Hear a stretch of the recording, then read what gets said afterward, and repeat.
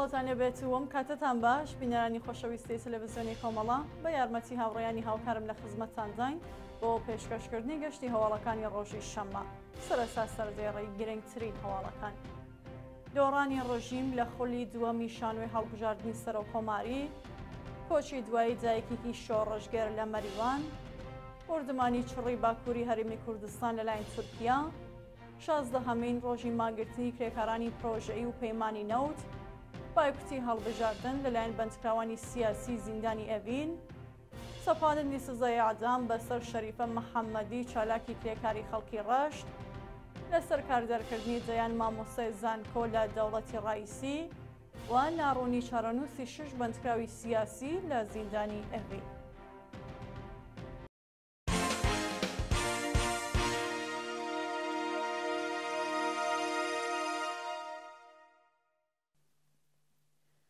درێژی هەواڵەکان. دۆڕانی ڕۆژیم لە خۆلی دووهەمی شانۆی هەڵبژاردننی سەرۆک کۆماری. ڕۆژی هەینی 15 پوشبەر خۆلی دووهەمی هەڵبژاردننی سەرۆک کۆماری بەڕێوەچوو بەڕینتر لە خۆلی یەکەم لەلایەن خەڵکی ئازادیخوازی کوردستانی وێرانەوە بایکۆتکرا و سیاسەتەکانی کۆماری ئیسلامی بۆ جارێکی دیکە شکستی هێنا. بە پێوبێنە و ڤیدیۆیانە بەدەستمان گەیشتووە وێڕای هەڕەشە و گوشەری نەوەنجەمنیەتەکان و پڕۆپاگەندای ڕژیم، خەڵکی شۆڕژگەری و ئازادیخواز لە کوردستان وێران شانۆی هەڵبژاردنیان بایکۆت کرد و بنکەکانی جەنگدان چۆڵ بوون. بە وسێ هاوڵاتیان شقامی شارەکانی وەکو مانگرتنی سەرانسەری بووە و تەنانەت کەسبکارانیش دوکانەکانیان نەکردوتەوە. بەپێ راپۆرتی مێدیەکانی ڕژیم ڕێژەی هەڵبژاردن 48% بووەکە دوور لە ڕاستیە و مەسعود پزیشکیان بە زۆرترین دەنگ براوەی هەڵبژاردننی 14هەمین دەورەی سەرۆک کۆماری بووە. کۆچی دوای دایکێکی شۆڕژگەر لە شاری مەریوان. جەهان عارف تەپانچە ناسراو بە دایە جەهان، یەکێک لە ژنە چالاک و هەڵسوڕاوانی بەرچاوی شاری مەریوان کۆچی دوایی کرد. دایە جەهان لە هەموو پرسەمەدەنیەکانی شاری مەریوان وەک پێشەنگ بەشداری دەکرد و چاونەترسی و لێبڕاوبوونی وزەبەخش و کاریگەر بوو. لە گەیشت پرسەکانی پەیوەندیدار بە نەتەوە و نیشتمان بەشدار بوو، بەکردەوە لە مەیزانی خەباتی کۆمەڵایەتی شاری مەریوان بەردەوام بەشداری چالاکانی هەبوو. هەر بۆیە لە بیرەوەری شاری مەریوان و کۆمەڵگای مەدەنی کوردستاندا بە شانازیەوە یادی دەکرێتەوە. بردمانی چڕی باکووری هەرێمی کوردستان لەلایەن تورکیا. ڕۆژی هەینی 15 پوشبەر ئارتەشی تورکیا لە ناوچەکانی ئامێدی و قەندیل هێرشی کردە سەر سەنگەری گریلاکانی پەکەکە و شەڕێکی قورس ڕۆیدا. بەپێ راپۆرتەکان هاوکار لەگەڵ شەڕی قورسی گریلاکانی پەکەکە و ئەرتەشی تورکیا فڕۆکە و درۆنەکانی وڵاتە ناوچەکانی ئامیدی، بادینان و قەندیلی بە چڕی بردومان کردووە. لە ئەنجامی ئەو پێکدادانەدا 2 سەربازی تورکیا کوژراون و 6 کەسی دیکەش بریندار بوون. هەروەها دارستان و پوش و پاوانی ناوچەکە ئاگری گرت و زیانێکی زۆر بە ژینگە گەیشت. 16هەمین ڕۆژی مانگرتنی کرێکارانی پرۆژەیی و پەیمانی نەوت. ڕۆژی شەممە 16 پوشبەر کرێکارانی پەیمانی و پرۆژەیی شاغەڵ لە سەنعەتی نەوت، گاز و پێترۆشیمیێران بۆ 16هەمین ڕۆژی بەردەوام درێژیان بە مانگرتندا. مانگرتنی کرێکارانی پەیمانی و پرۆژەی سەنعەتی نەوت کە لە ڕۆژی 31 جۆزەردانەوە دەستی پێکردووە تا بە ئەمڕۆ ئێدامەی بووە و 22,000 کارگەر لە 121 شرکەت مانیان گرتووە.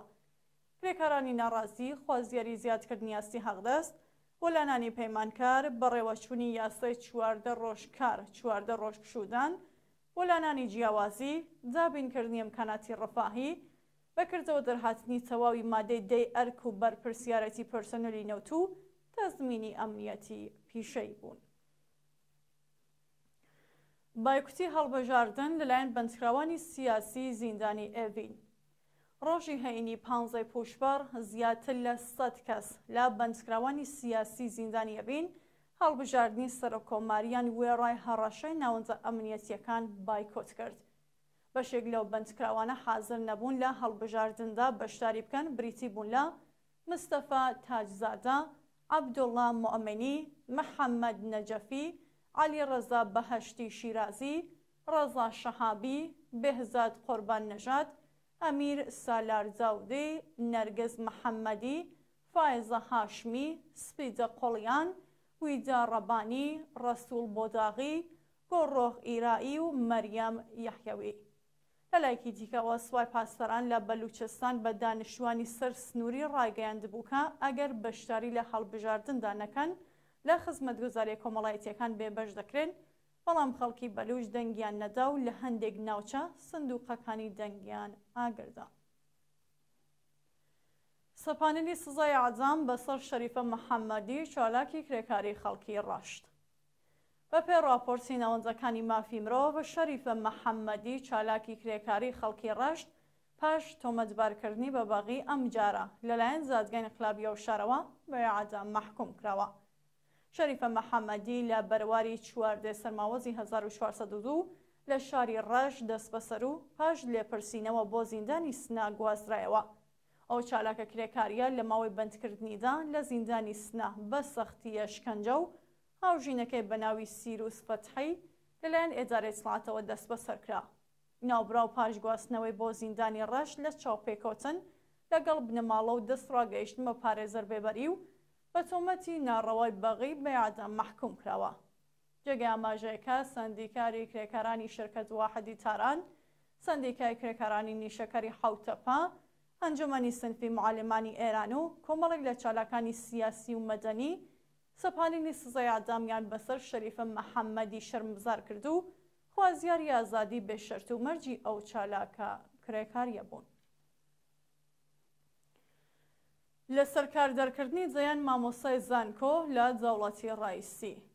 ڕۆژنامەی عەتەماد ڕۆژی پێنجشەممە 14 پوشبەر ڕاگەیاند پاش بەدەسەڵات گەیشتنی دەوڵەتی ئیبراهیم ڕایسی 357 مامۆستای زانکۆ بێکار یان ناچار بە خانەنشینی ئیجباری کراون. ڕەوەندی لە سەرکاردەرکردنی مامۆستایانی زانکۆ لە دەوڵەتی ڕایسی بە خانەنشینکردنی مەسعود پزیشکیان و محەممەد فازڵی دەستی پێکرد، هەرچەند وەزارەتی زانیاری و بەهداشت هەواڵی بێکارکردنی مامۆستایانی زانکۆی ڕەت کردبوو، بەڵام ڕۆژنامەی ئەعتەماد ڕێزی مامۆستایانی لە سەرکاردەرکراوی لە زانکۆ جۆراوجۆرەکانی ئێران بڵاو کردەوە.